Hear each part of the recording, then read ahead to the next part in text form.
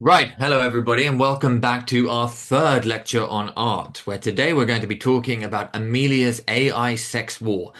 Now, if you're just joining us for the first time, welcome. There have been two videos in this series already, so hello to those of you who are coming back. What's interesting is that in the last couple of weeks, really the last week, a new meme has exploded in the English political sphere that actually, in many ways, taps into and represents exactly what we've been talking about in the two lectures before Christmas. Very nice how that's just appeared, in fact, thinking about accelerationism and art and AI and cybernetics and the work of Nick Land and Mark Fisher in this moment. So, to just give you a teaser of where we're going with this is the lecture that sums up the very first work by Mark Fisher that we looked at that's called Flatline Constructs, and in which I argued that essentially Mark Fisher's early work is where he's at his most potent and interesting, and after this, he really declines when he goes into his capitalist realist stage. Look at this image for a second. We're not going to explain it much. We'll get to it later. But we've got this nice quote from Francis Bacon. We nearly always live through screens, a screened existence. And I sometimes think when people say my work looks violent, perhaps I have, from time to time, been able to clear away one or two of the veils or screens. And perhaps if this lecture goes well, I might also be able to do something a little bit like Bacon, clearing away one or two of those veils or screens. That's one of his paintings at the bottom middle there, that yellowy, purpley, screamish thing.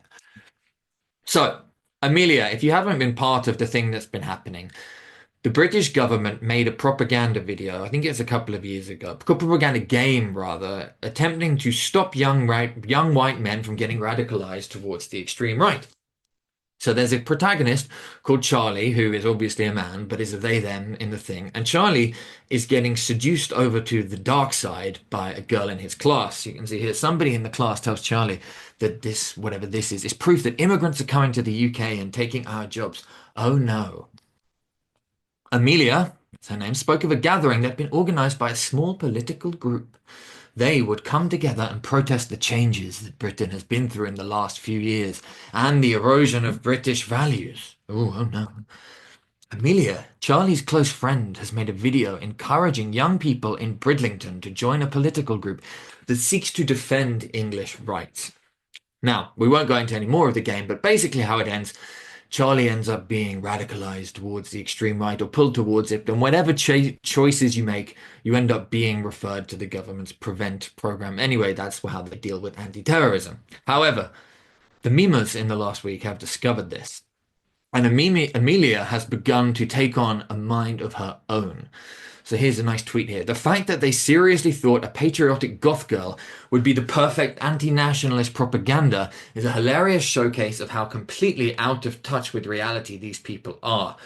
What's been happening is people are now using AI image generators to take Amelia, this purpled hair goth girl who seems to seduce Charlie towards the extreme right, and giving her a life of her own. Maybe actually we like Amelia. Maybe Amelia's nationalism is interesting. Maybe we'd rather go with the hot, cute goth girl to the Tommy Robinson protest than we would stay in class with the teacher nagging us like an annoying mum. You see here how it's developed even more. The goth element of her is being highlighted. There's her Black Sabbath t-shirt here at the bottom. Here's Amelia on the Lotus Eaters podcast. Amelia wearing a Joy Division t-shirt with a placard that says send her back, send them back. Someone else saying she's the mascot of UK nationalism. This video became very, very, very popular very quickly. You can see at the bottom on January 17th, it had nearly 1 million views already. And there she is in central London, surrounded by Muslim women wearing hijabs. There's a picture of her drinking a pint. There's a picture of her at some kind of political podium. I'm just having a sip of my drink. You see the various ways that this archetype is developing. Playful, sexy, gothic, homely, authoritative. There's different elements to her that are being brought out, and we're going to keep thinking about that. Here's a few more. On the left, this one's quite funny.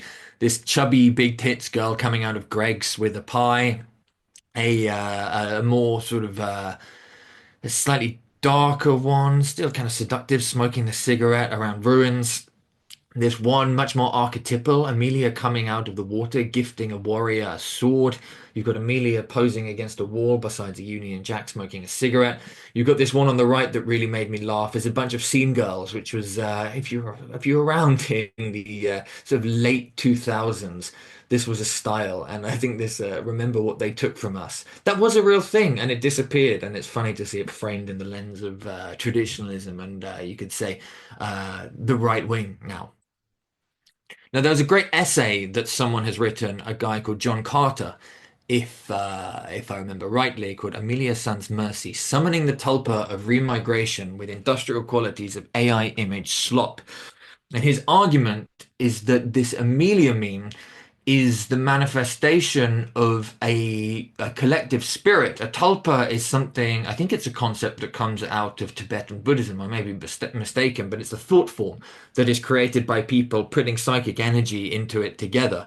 And clearly, Amelia has tapped into this latent thought form and is expressing something, we might say, in the collective unconscious that is being manifested.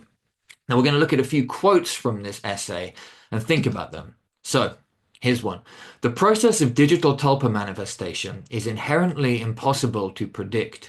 The committee men, that would be Keir Starmer and the men in the bureaucracy and the women, let's be honest, presiding over our unnecessary managed decline, sense this unpredictability and it makes them extremely nervous. The unpredictable has always made them nervous. From their perspective, it introduces psychic noise into a system that relies on carefully engineered information environments, echo chambers that amplify their messaging and silence every dissonant frequency. The emergence of Amelia in particular should worry them deeply. It is bad enough when the proles are angry over Bomalium, generic name for immigrants, who never have been, should have been in the country, or rather, after Bomalian, who never should have been in the country, butchers little girls at a dance class get. Not sure about the grammar there. Nativist fervor is getting charged up with the sexual energy of romantic yearning for a whimsical personification of the national spirit, presents an entirely different order of problem. A riot can be put down with police. What do you do when the people start using magic to cast a spell on themselves? In the process, not only undoing your carefully woven enchantments, but replacing them with something stronger. Now, this is where it gets interesting because what this writer is tapping into correctly is we are starting to see a manifestation of more powerful archetypal figures and images, you could even say spirits, cutting through the bullshit and the lies and the superficialities of the thin screen that has been painted over our social life, you could say, certainly for the last few decades, possibly for longer. Something is breaking through, something deeper, and as I will argue as this goes on, something darker as well. Quoting from this again, since control is impossible by the central powers, the best the managerialists can do is try to prevent. They can arrest people for posting racist or transphobic memes, a habit in which the British government has indulged to an almost unparalleled degree to little avail. They can even ban entire social media or AI platforms, or at least try to. VPNs make a joke of that in practice. Around the same time that Amelia was summoned, Starmer's Labour government was making noises about banning grok because people were using it to dress women in bikinis against their will, and was also in talks with the Canadian and Australian governments to ban X entirely. Now, I find this last detail very, very interesting, especially if you think from, you could say, a more occult or cybernetic worldview, exactly the sort of thing that the CCRU, who we've been looking at, were trying to think about and suggest that this world that we take for granted of linear causality is very, very much breaking down. Here we see the suggestion, it's fascinating that systemically, the moment the central powers are trying to repress this image generating machine of grok and X that creates memes and things, this explosion of nationalism with this intensely, you could say, seductive, sexual, feminine mascot emerges. Something has been tapped into. You might even say, depending on how you want to look at it, something has been irritated here.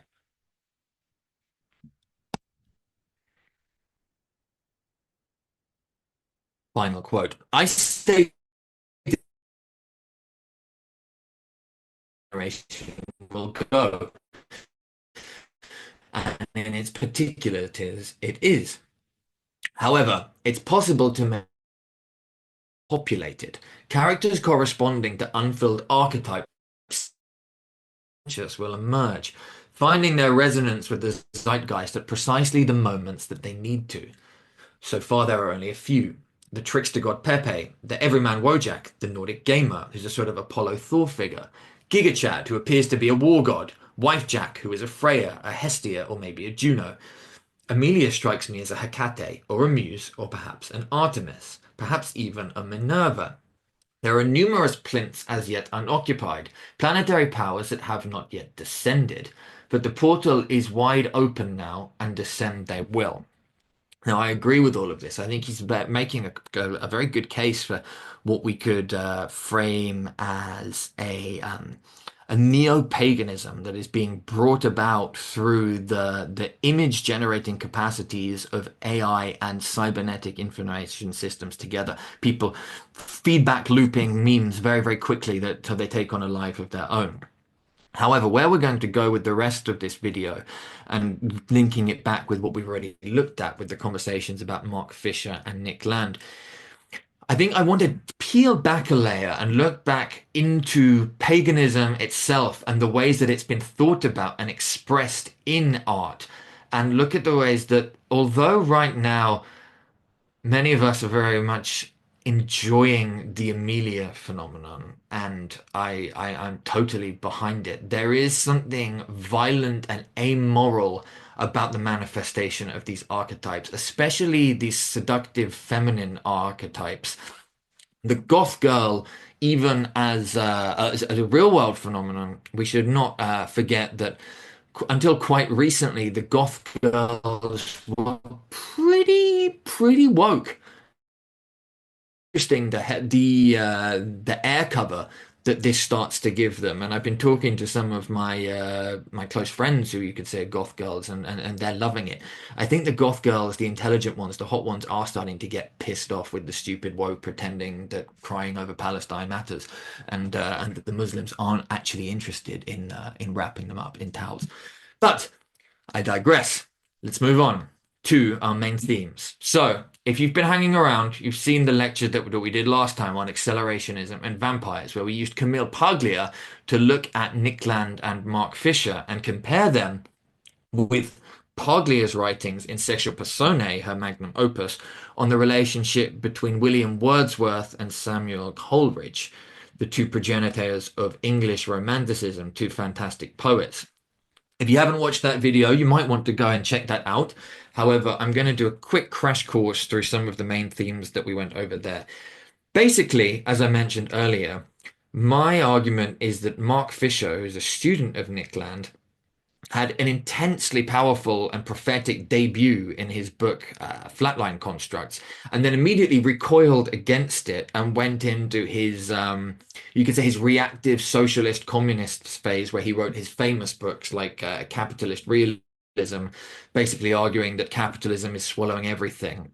And actually, that all of his socialist work represents his decadent period, where he'd already lost it in some way, that he lost his visionary power, he lost his artistic power, he lost his occult power. Admittedly, a depressed and miserable materialism that produced capitalist realism. And unfortunately, he did end up taking his own life. Nick Land, by contrast, had an also very, very demonic phase in the 90s. Although his work was less interested in image and music and art, and more in code and in AI and the idea of the manifestation of some kind of AI god, referring to the Terminator, this idea of this machine in the future that's creating itself. That's very, very present throughout Land's work. We looked at some quotes from Paglia about the relationship between Wordsworth and Coleridge, however, that I think helps us to perhaps think about the relationship between these two guys who 200 years later also seem to be, here I'm referring to Land and Fisher, progenitors of another kind of, you could say, English romanticism or English cyberneticism, artistic or philosophical cyberneticism. And I also mentioned, look, it's interesting that actually there's even a physical resemblance between both Land and Wordsworth, as there is between Fisher and Coleridge. Paglia argues that Wordsworth displaces onto Coleridge what he himself cannot acknowledge in nature. From Coleridge comes the savage line of 19th century pornographic daemonism, Poe and Hawthorne to Baudelaire, Wilde, and James. The bitter war between Wordsworth and Coleridge goes on for 100 years. Now, without context, it's not entirely clear what that means, but basically, Paglia's argument is that Wordsworth's poetry treats nature as a benevolent force, and he wanders through it, enjoying it, basically. It's beautiful, it's good, it's nourishing, he likes it. Coleridge, by contrast, writes poetry about these vampires and these monsters and a ship getting stranded in the middle of the ocean and the spirits of the dead coming up to haunt him. That's the rhyme of the Ancient Mariner.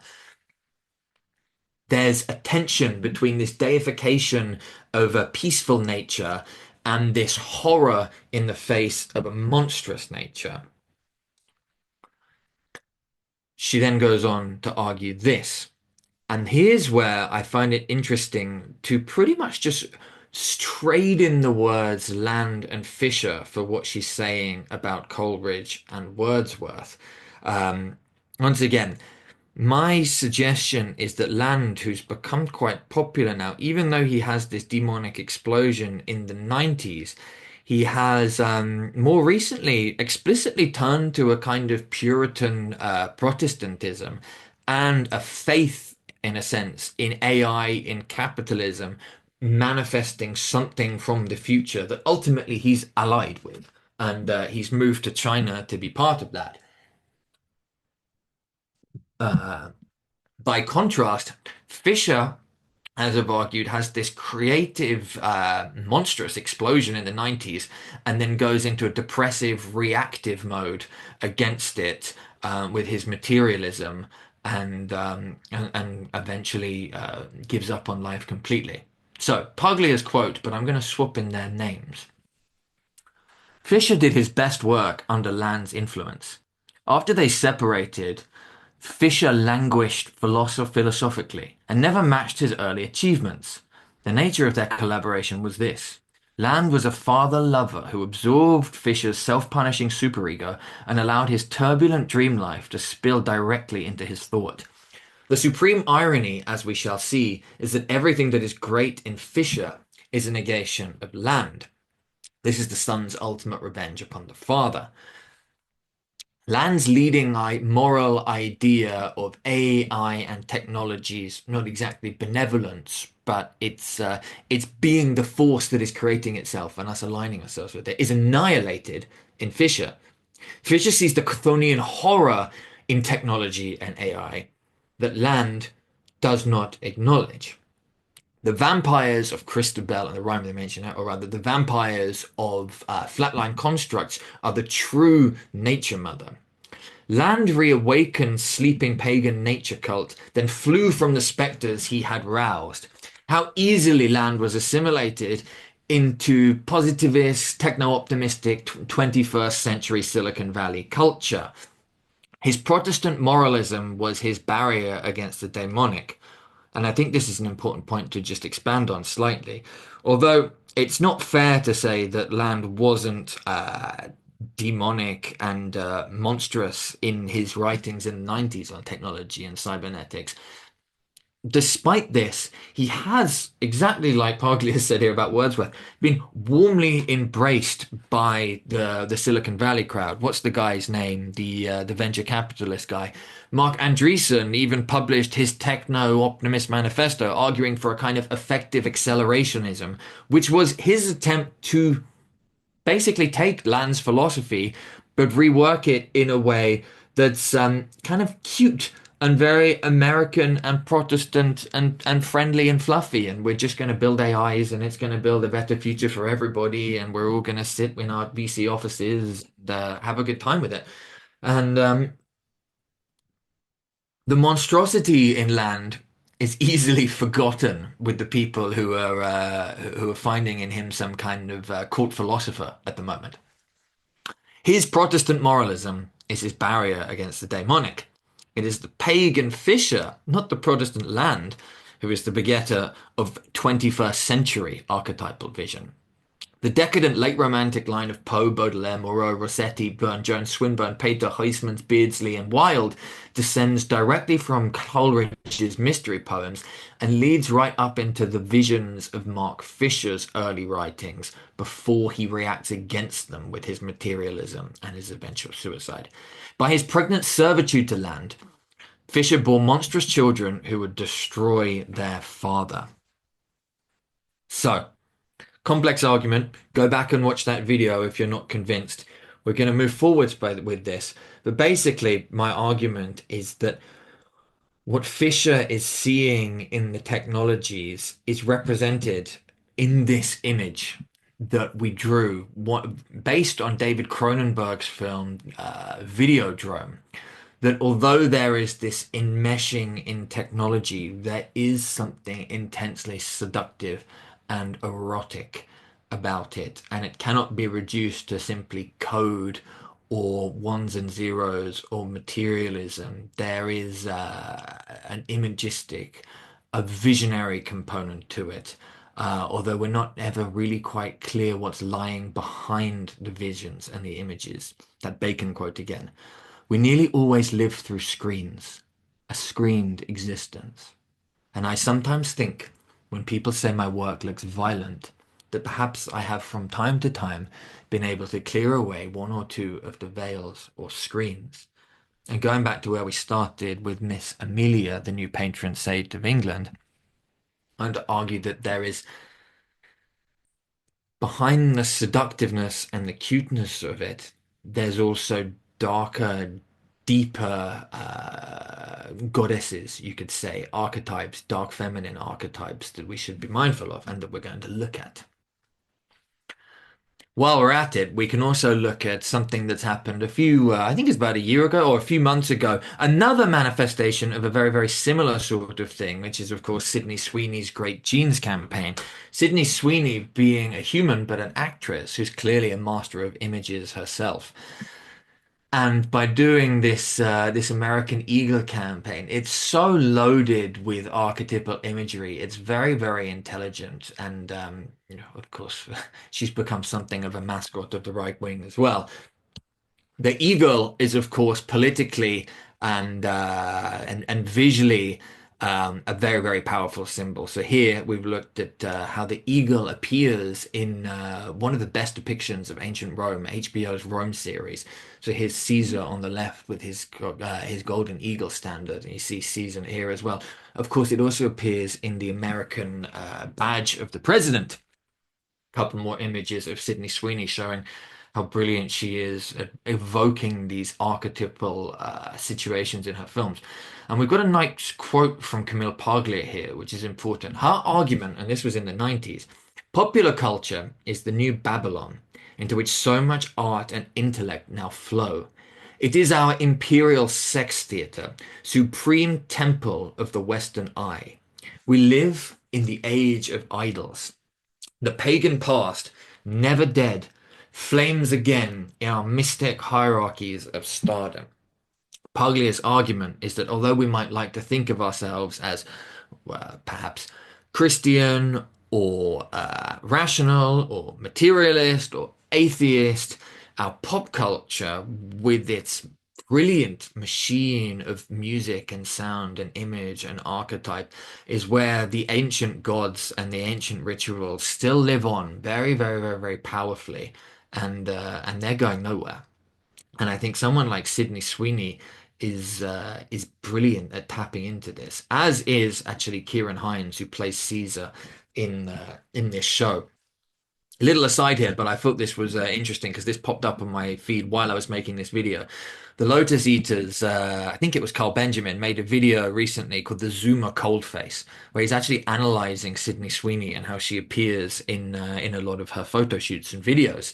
And she's got this this downturned, serious face, which if you look here, looks very, very, very, very similar to how Kieran Hines is portraying Caesar. Almost exactly the same. This grim, lips turned down. If you actually try and make that face yourself, you feel it is almost a face of looking out upon a battlefield or gazing forward with a kind of grim, to the term that's often applied to Warhammer 40,000, grim dark. And Caesar has it everywhere, and Sydney Sweeney pulls it a lot as well. And the argument in the Lotus Eaters video is that a lot of Zoomers have something about this to their face. There's not this happy-go-lucky, smiling 20th century optimism. There's actually this grizzled, and it's in young people as well. And Sydney Sweeney is not yet 30. There's a word in Latin, gravitas, which is precisely what this facial expression and this way of carrying oneself means and is. And in fact, for the Roman aristocracy, cultivating gravitas was one of the things you were supposed to do alongside cultivating virtus or virtue, and I think auctoritas, authority, gravitas, which is a word that sometimes is applied still to statesmen or actors or performers. It was something to embody a kind of stoic seriousness, but as you see here in these faces of gravitas, it's stoic, it's serious, but it's also prepared to use violence and to unleash what is possible. It's not the kind of superficial feminine seriousness that you see, for example, in a Keir Starmer or in Emmanuel Macron or yeah, but they're good examples. They try and be serious, but there's not really anything behind it. It's a face without weight. Where both Sydney and Kieran Hines playing Caesar, there is this grimness. So back to thinking about archetypal imagery and pop culture. This does all tie together, I promise. Although Paglia is saying that pop culture is our imperial sex theatre, the temple of the Western eye, what has happened over the last 30 years or so? We've neutered it. We have tried to make it fluffy and gentle. So we'll look at a couple of examples. Here is The Wizard of Oz and the two famous witches, the Dark Witch or the Green Witch, or the Wicked Witch of the West, I believe she's called, the West, and the Good Witch, Glinda. And then here at the bottom is how they were depicted in the 2024 version of the film with Ariana Grande and I forget the name of the other one.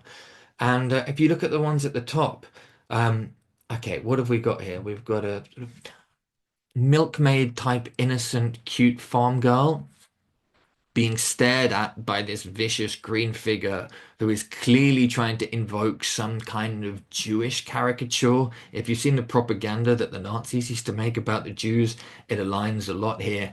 And then you've got Glinda, the good fairy, who is this maternal glimmer about her. She could be out of a painting. At the bottom, what do we have?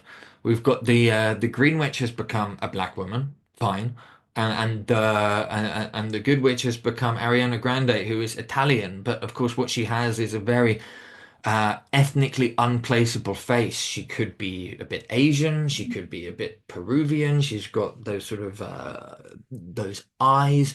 She's got just sweet and cute. And of course, this is so symptomatic of what's happened to pop culture is that instead of playing into the archetypes that are deeply, deeply embedded in our culture and have been for centuries, these images them inclusionary so that they reflect how we think the world ought to be, rather than how the deepest depths of our minds and the old gods that reside there really. Another classic example, of course, Lord of the Rings, the trilogy which came out end of the 90s, start of the 2000s.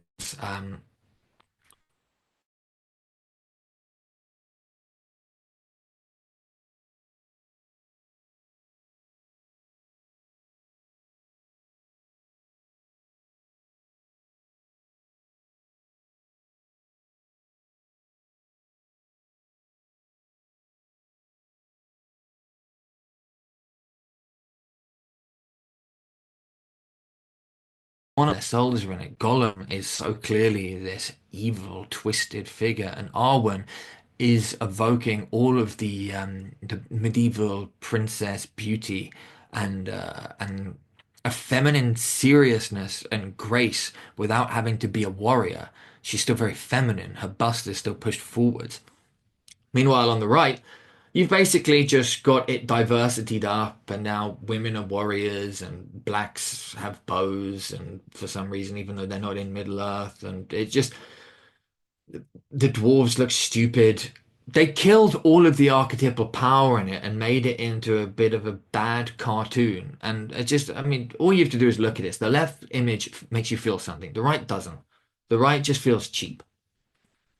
And that's just happened in 20 years of pop culture. A little aside here, of course, from The Lord of the Rings, because it ties in with Amelia. All that is gold does not glitter. Not all who wander are lost. The old that is strong does not wither. Deep roots are not reached by the frost. From the ashes a fire shall be woken. A light from the shadows shall spring. Renewed shall be the blade that was broken. The crownless again shall be king. That's Tolkien in The Fellowship of the Ring.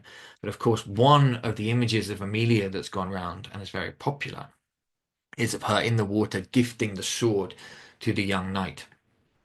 Of course, this same scene has its version in The Lord of the Rings. Actually, in the movies, they've changed it from the books, but I think it's a moment that on screen works very well. It's not the woman per se who gives Aragorn the reforged sword, but it is her father, Elrond. It still is this transferring from the archetypal feminine to the king, restoring him his rightful sword and his place, and ultimately making him, giving him the tools to be king again before he has to go to his greatest battle. And this is a very, very deep motif in our European folklore. On the right, we have a scene depicting one of the elements from the Arthurian mythos. And here it's interesting that depending on the story, sometimes the way it goes is that King Arthur pulls the sword Excalibur from a stone, the famous sword in a stone with the help of Merlin. In some tellings, he receives it from the Lady of the Lake, which is exactly, of course, what we see in Amelia here on the left, that Our Lady of the Lake was giving the sword. Certainly at the end of the mythos, often Arthur is seen throwing the sword back into the lake, the mists and the waters around the Isle of Avalon, there to rest until England needs it again. I should mention in passing that Glastonbury, known by its mythic name, the Isle of Avalon, remains a very, very potent site in England today. And I often visit there, and I'm keen to go there again. Perhaps one day we can go there together, some of us. Now, let's look at this again, though, because although we're talking about the warrior receiving the sword and the blessing and his, you could say, returning to his kingship from this feminine force having this relation to it, it's not as simple as simply deifying the feminine or overindulging in the feminine archetype. This is the case we need to make to look at here. So Paglia has always argued the moral ambivalence of the great mother goddesses has been conveniently forgotten by those American feminists who have resurrected them and everybody who's been influenced by them. We cannot grasp nature's bare blade without shedding our own blood. I'll say that again. We cannot grasp nature's bare blade without shedding our own blood. Now, up here we have an icon of one of the great mother goddesses of the ancient world. It may be Isis, one of the Isises. It may be one of the others. But there were cults in the ancient world that worshipped this great mother, and men would castrate themselves physically. They would cut off their testicles as part of the ritual of worship, and then they would run around screaming. It was certainly not a fluffy, benevolent worship. It was certainly not worshipping the feminine spirit, which is a meme that's become very popular over the last, you could say 60, 70 years. Up here on the right, we've got a typical stupid HR presentation of it, of patriarchy being exclusive, few men, no women. It's all about domination, exploitation, and coercion. And as opposed to matriarchy, which is about maturity and birth and growth and a little bit of death, but not that much death. And everybody solves it by consent, and everybody's opinion is heard, and it's all nice. There's not these evil men at the top bossing everybody around. No, no, no, the feminine is nice and soft and fluffy. I mean, we know how well that's gone, right? We know how well the deification of the feminine has gone in our culture over the last perhaps even a century.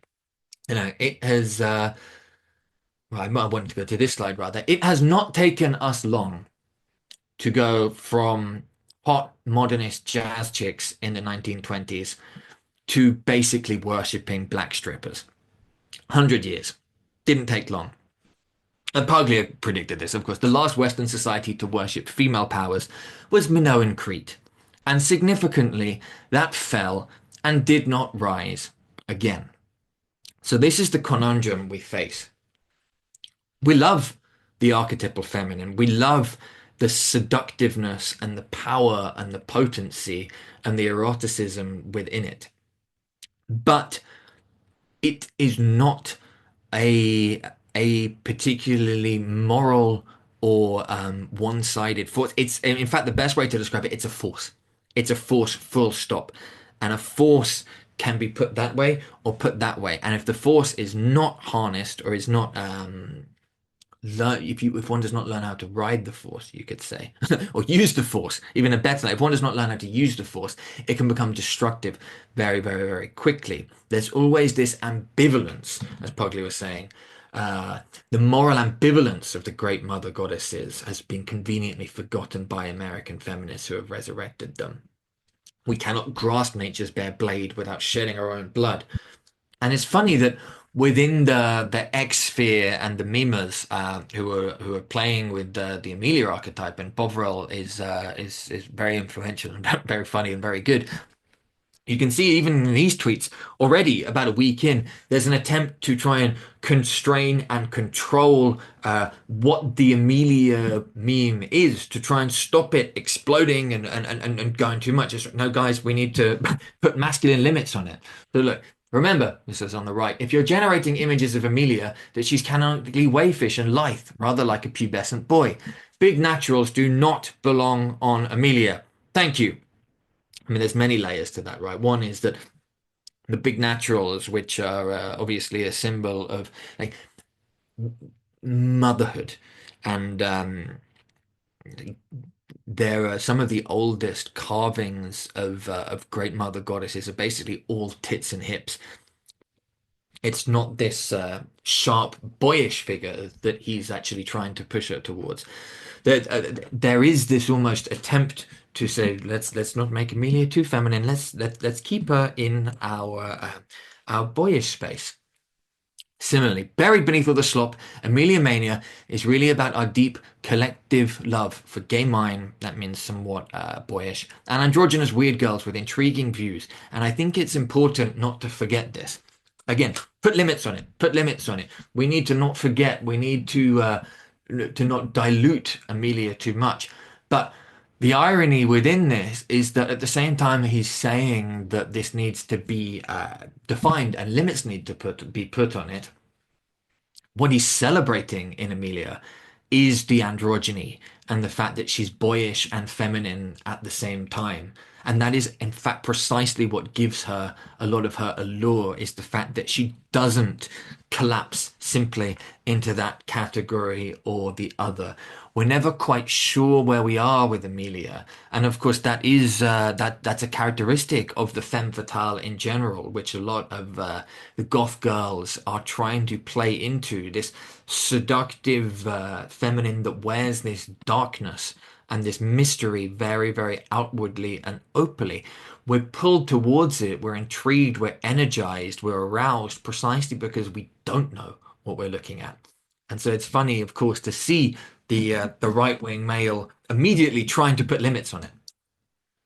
We looked at this slide already.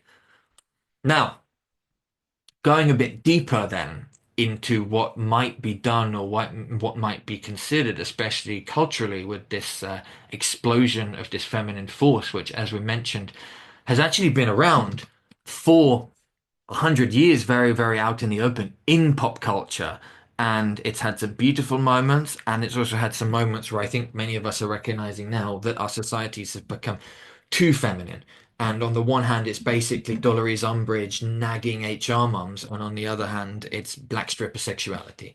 All of the glamour and the mystique has somehow been lost. So, this is Miss Dion Fortune. She was an occultist active in the late 19th, well, really the early 20th century. She was part of the Golden Dawn, which trained more famous occultists like Aleister Crowley and William Butler Yeats. Now, it's not clear that they were all hanging out together, but she does quote Aleister Crowley in some of her books. She also, interestingly, studied at one of the early Freudian psychoanalysis schools in London. I think in the 1920s, if I'm not mistaken, who were obviously looking into sexuality and psychic neurosis. But she tied it into what she was also learning in the Golden Dawn and practicing.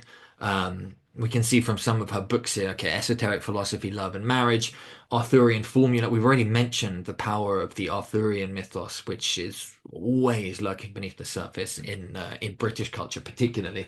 And I would say to people who are interested, her book, The Mystical Kabbalah, is pretty much the best introduction to Western occultism that I know of. So go and read that.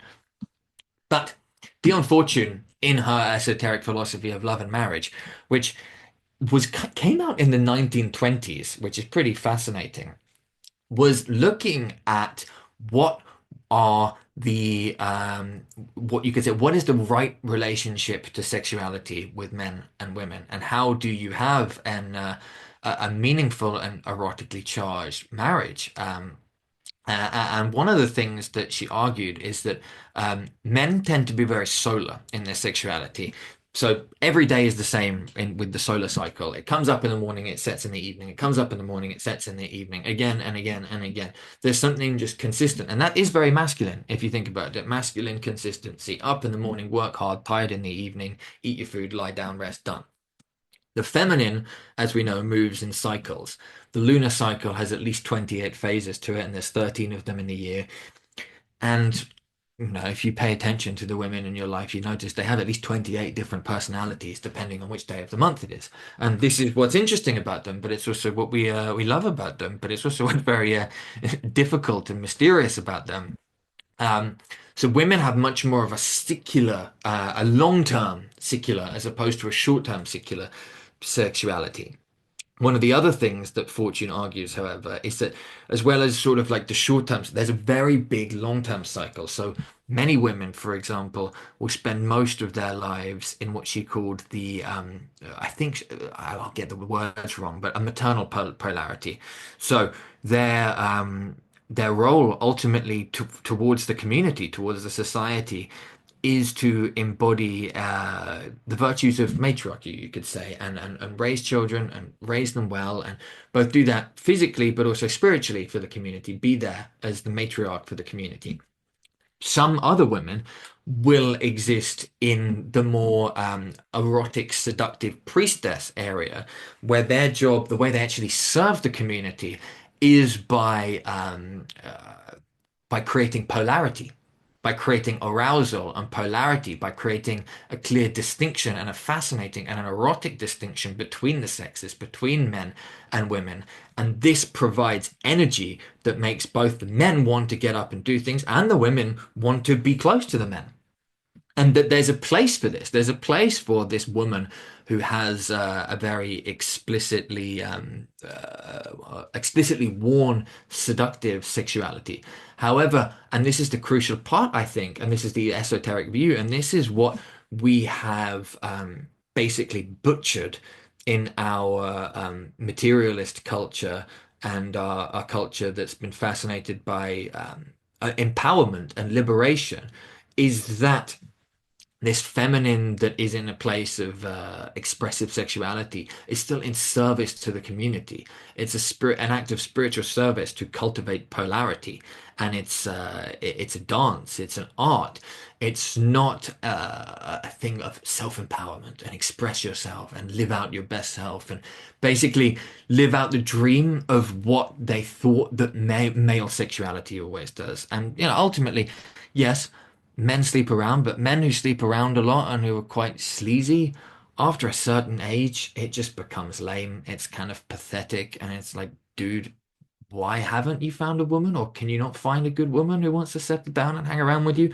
Certainly, if you've got good men around you with you, they're gonna roll your eye and just not want to be around the sleazy fuckboy after a while. But there has been something in the feminine empowerment that's valorized women essentially becoming fuck girls,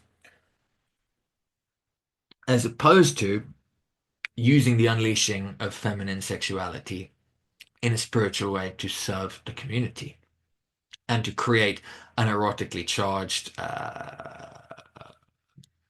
social body, you could say. And of course, men have played into this too by starting to dress down and not wearing suits and ties anymore, which just it decreases polarity. The whole point in having costume and difference in sexual social situations is to create that fascination and that interest. There's nothing more fascinating than the men having a room and a world apart that women aren't allowed into. That's why, and this is the classic that always comes back to, female sexual fantasies very often are around musicians and sportsmen and CEOs and soldiers, firemen, men who exist in intensely male occupations with no women around them doing heroic things.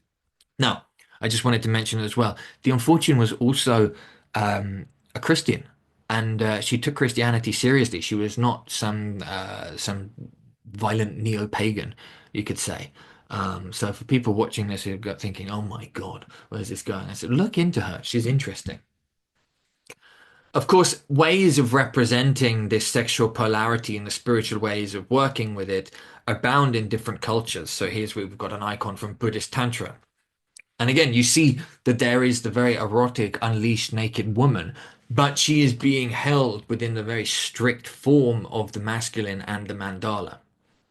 And some of these practices that have been cultivated in these Eastern tantras seem to work very effectively. I know people who are deeply involved with them, and they seem to work. They seem to work much better than hedonistic, promiscuous sexuality a la your average nightclub on Friday night.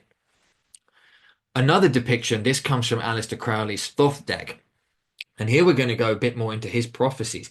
He saw in his time, which was the 1920s, he thought we were finally seeing the dawning of essentially the prophecies of the Book of Revelation and the emergence of Babylon, the archetype of the Scarlet Woman of the Apocalypse. And he tried to work with that in his magic. He was thinking that he'd read Nietzsche and he saw the disturbances of the world and how things were breaking down. Okay, this archetype, this force is out now. And again, she comes riding the beast, and the beast is this monster. And well, what the hell do you do about that? It's certainly not friendly. It's certainly not a peaceful or simple, benevolent force, Babylon riding on the beast. It's fascinating, it's seductive, but it's not necessarily constructive. And this archetype, I might as well just mention, is very, very, very present in our pop culture. The Scarlet Woman. There she is in Battlestar Galactica, where they recreated the famous Last Supper painting. Here she is in The Matrix as well. The people who made these movies knew what they were doing. And of course, Matrix, late 90s, Battlestar Galactica, early 2000s. It was before we went through this pop culture apocalypse where everyone started trying to make everything inclusive and fair and nice and cute. They just went for the archetype, and that's why the image is lost. Of course, Sydney Sweeney again, Scarlet Woman speaks for itself. I found it funny while I was looking for this image, the proportions 933 by 933. Those who know. More depictions, these times more classical, of the Scarlet Woman of Revelation. Here's some kind of medieval drawing where she is, again, riding the beast. Here on the right-hand side, William Blake's depiction, the beast eating the souls of people in Babylon. I think it looks like they're being sucked up into her cup. I think that's the cup that absorbs all of the sins, or carries all of the sins and all of the monstrosities, but she might be unleashing them into the world as well. So again, just remember what I said. Aleister Crowley thought that what was happening in the early 20th century was the unleashing of this Scarlet Woman, this violent force that arrives on the beast. Interestingly, in some of his magic, he tried to work with the polarity of basically putting the beast and the and Babylon opposite one another, and one sort of tries to embody both of these forces at the same time. And Crowley took the name. He called himself the Beast. He thought that was essentially his destiny, to play the part of the beast while Babylon was manifesting. Of course, it's not entirely clear how successful Crowley was in his magic. I think, so even through practical experience, it's powerful, but it's not very balanced at all. It's not clear that he mastered the current that he tapped into. Now, here's a little bit of Audrey Hepburn, and we'll return to Kamal Paglia. Eroticism is mystique. That is, the aura of emotion and imagination around sex. It cannot be fixed by codes of social or moral convenience, whether from the political left or right. For nature's fascism is greater than that of any society. There is a daemonic instability in sexual relations that we may have to accept. And this is what has been unleashed over the last 100 years. Of course, we've seen many ways of trying to hold this together throughout history. Quite recently, we've had the body positivity movement, where supposedly fat or thin, disabled, black, white, green, yellow, everybody's beautiful and everybody should be celebrated. Um, yep. Of course, you've had the strict confines of marriage, which have done their best to, if not annihilate, you could say, the fascism of nature and sexuality, at least contain it within a very strict form. Sexuality outside of marriage is not allowed. Sexuality inside of marriage is allowed. Strict definition. You see it here in the painting, in the costumes.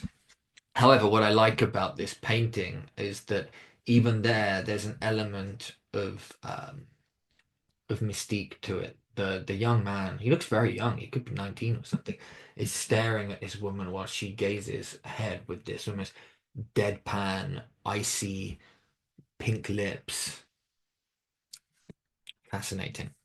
It's there, and in a sense, even the costumes make it even more pronounced. As I mentioned, costume helps with the polarity as well as channeling it.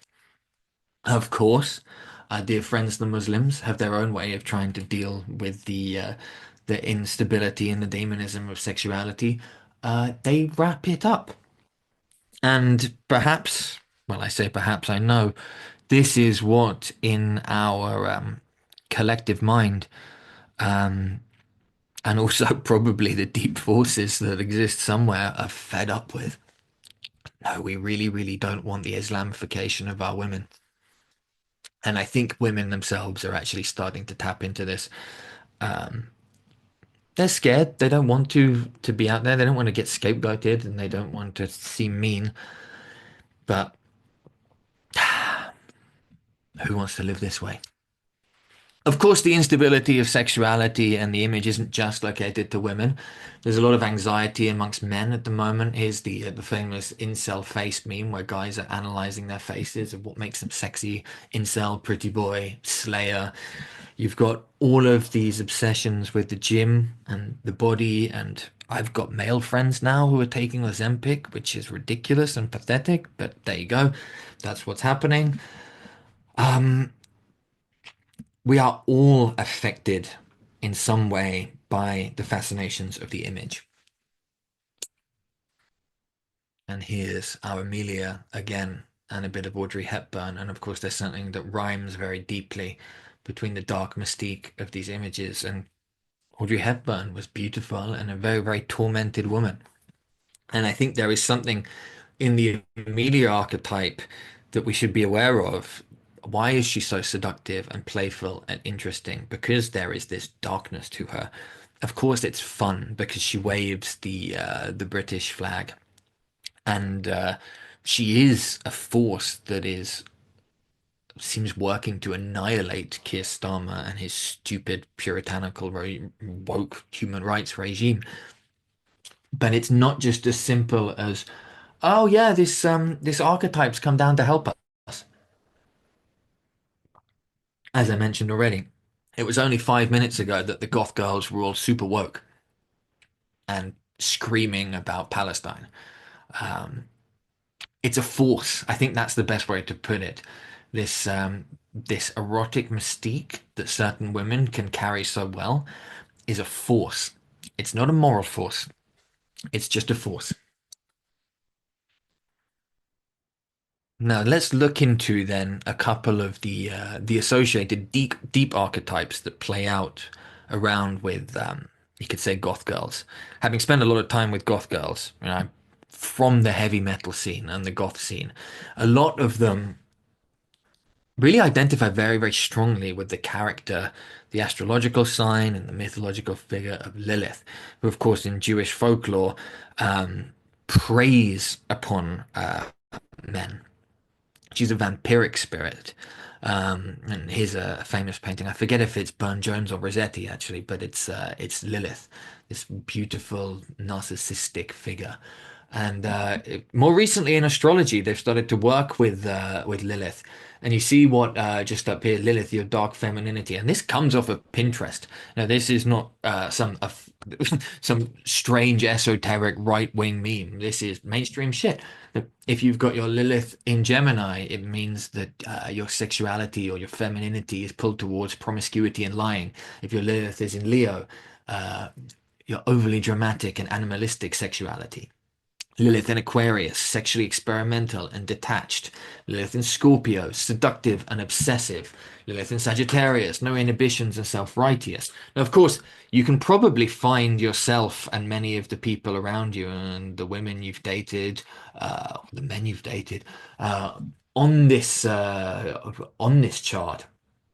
And of course, there's something fascinating about it too. These same things that are horrible are often the very same thing that we're completely fascinated by and fixate on and chase after, and they haunt our fantasies and our fetishes.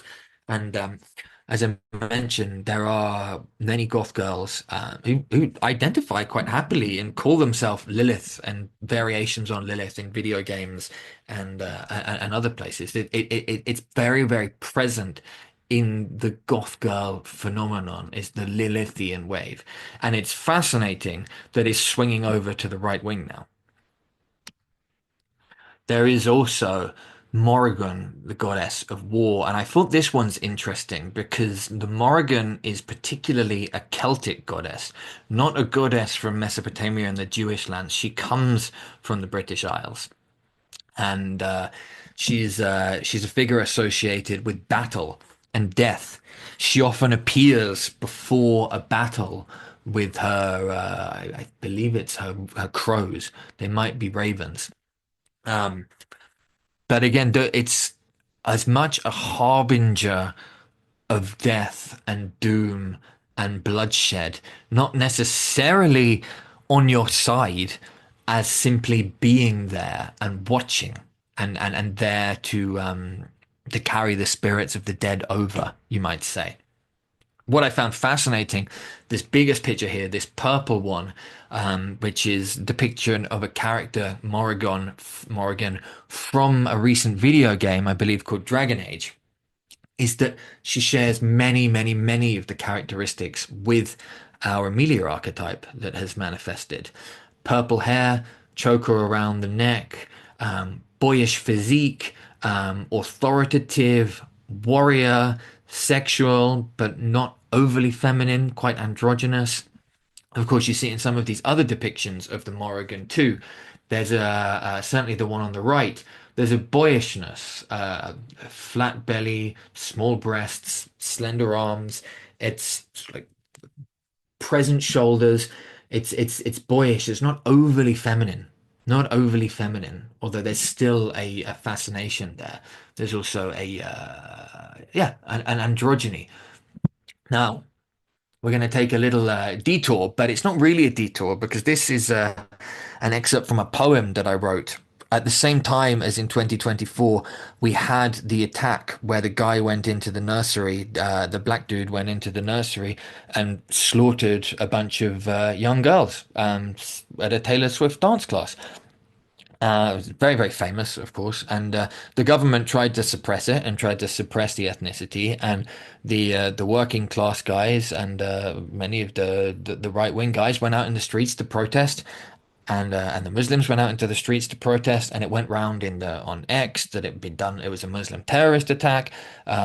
The authorities were trying to shut down, and then they famously started arresting people who were tweeting about it.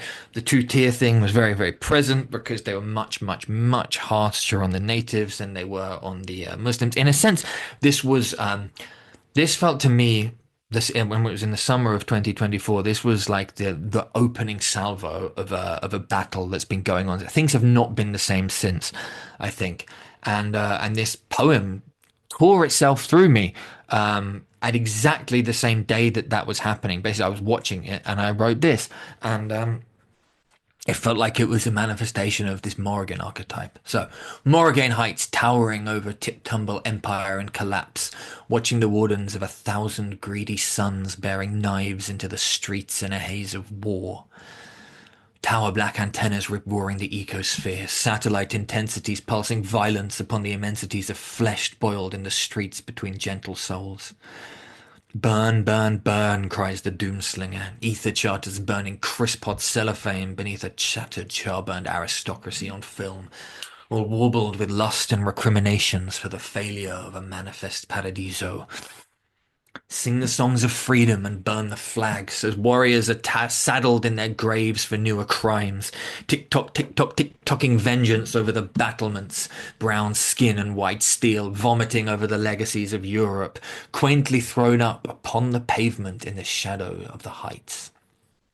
There in the basement, crick-crackling amid slabs of cocaine concrete misery or legacies of expansion fence for the glory of a parking lot. Let me be here, cries the first. Let me be here, cries the second. Let me be here, cries the third. And all along the doom-scrolled horizon, torches, blazes, smoke, and skulls from raped religious carcasses, 2 tiers of life, and 1 space of death. Thus forces the native people of Europe, drenched in hatred by the half-dead circumstancers who lord the airways from their palaces of fumes. Now, there's much more of that, so I'll leave a link to the Substack where you can read the full thing in the description. Or if people want, I can do a full reading of the whole thing on this channel. If you're interested in that, leave a comment. So, if we circle our way all the way back round to near where we started, we're almost done.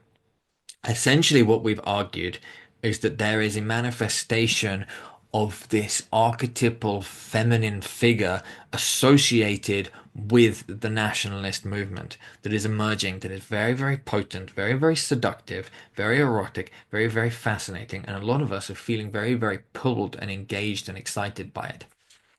We've also looked at how this ties in with our broader analysis of accelerationist philosophy and art, particularly the work of the early Mark Fisher and his relationship with Nick Land, and the way in which, although Nick Land has been almost taken up by this techno-optimistic movement, Mark Fisher's early work was much more demonic and filled with horror and dread, you might say, and he himself reacted against it. And then we've looked at the different ways that these archetypes have been manifesting in our popular culture over the last 100 years, as well as how our popular culture, with its swing towards extreme wokeism, tried to clamp that down. And I think it's no surprise that at the same time that the mass media tried to shut down the archetypes, they've exploded with an even more vigorous potency now online. And AI is the perfect tool for manifesting and pulling us in ever further. And it's really, really not clear where it's going to go and where it's going to lead. But the main thing I have argued is that being overly wrapped up in the feminine archetype, especially the goth girl archetype, the dark feminine archetype, um, it's pagan. So it's what was the phrase from Paglia? You cannot grasp the sword without bleeding. And these archetypes like Lilith or the Morrigane, which I think could be associated with it, are never simply benevolent. Uh, they exact a price or they harbinge death. Something one of my close friends has mentioned. He's uh, very very wise and very learned and very well practiced in forms of Eastern Tantra, Buddhist Tantra. And his view at the moment is that the West is doing a form of experimental Maha Yoga with AI. He says this works directly with an identity and an image, but in a very specific technical sense. Maha Yoga, a principal class of the inner tantras in the Nyingma system, emphasizes deity yoga as its core method. This involves the intentional construction and transformation of identity through visualization, mantra, and ritual. Now remember, however, from the tantric Buddhist image that we showed a few slides ago, there's always that polarity. It's not just the celebration of the beautiful and the sexual feminine. There's also a very, very sturdy, grounded masculine holding it. And I thought, just to conclude, there are other images and other archetypes that I think should be investigated at the same time now that are very, very living. I was just in the Museum of Fine Art in Tbilisi in Georgia last week, which of course shares the St. George's Cross with England. And of course, in a sense, St. George lives there much more than he does here in England.